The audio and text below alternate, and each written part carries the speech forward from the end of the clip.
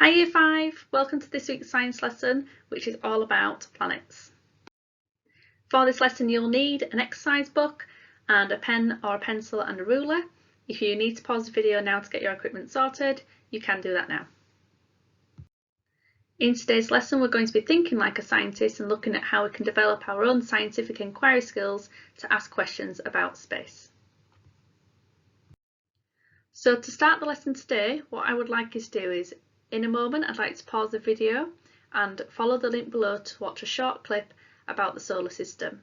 You don't need to watch it all, you only really need to watch it up until 3 minutes. As you are watching it, you can make notes in your exercise books if you like, but I'd like you to think about the 3 key questions that are on the screen now. So I want you to think about, how do we know all this information about the planets in our solar system?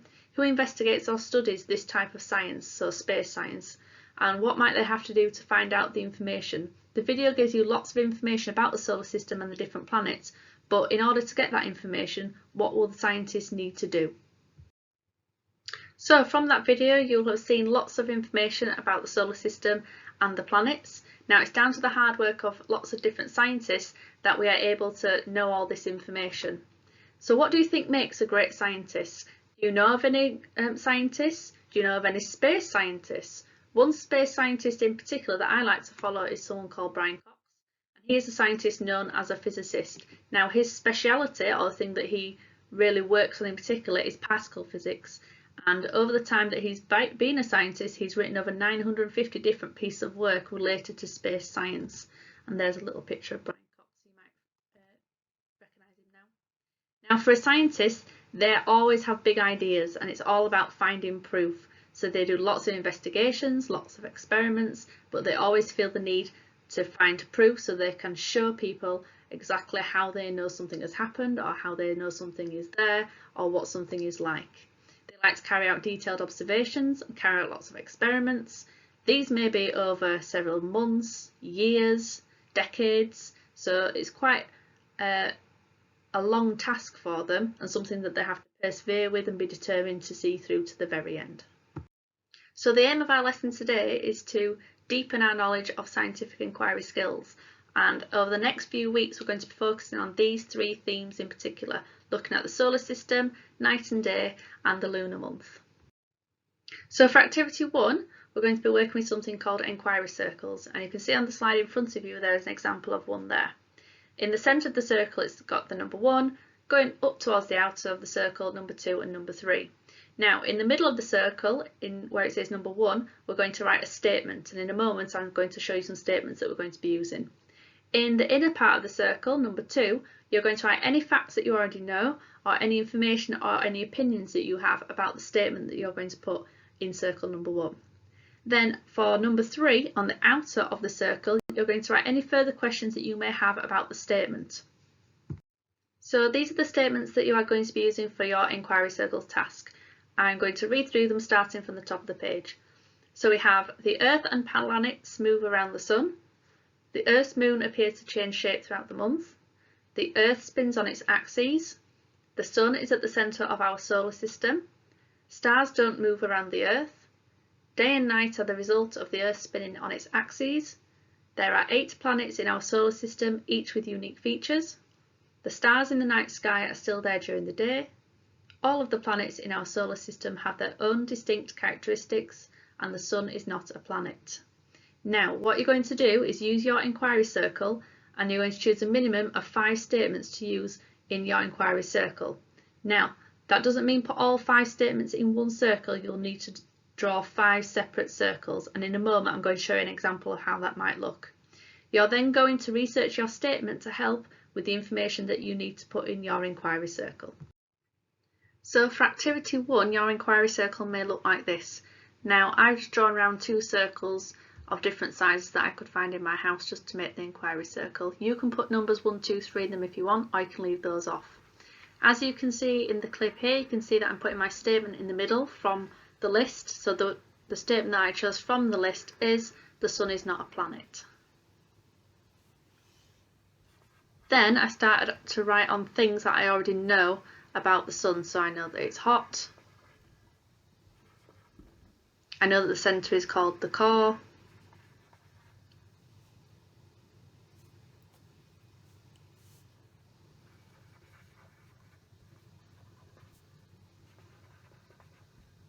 And I know that if you look directly at the sun, it can hurt your eyes.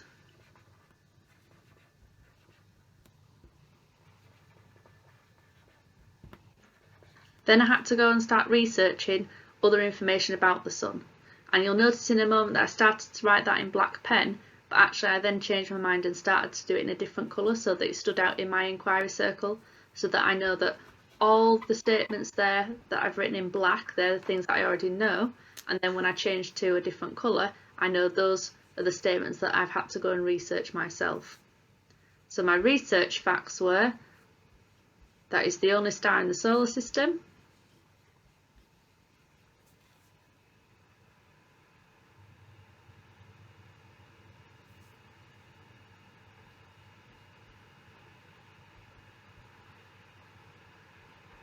that plants use the energy from the sun to make food,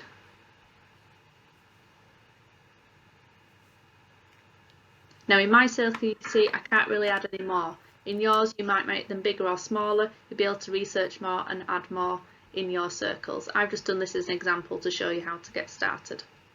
So then on the outer circle I've started to write some questions that I've been thinking about as I've been researching. So one of my questions is, how hot is the core of the sun?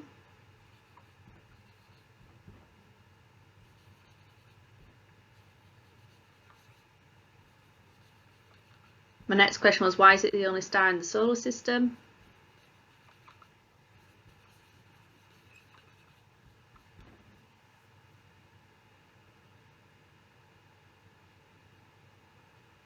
And my last question was,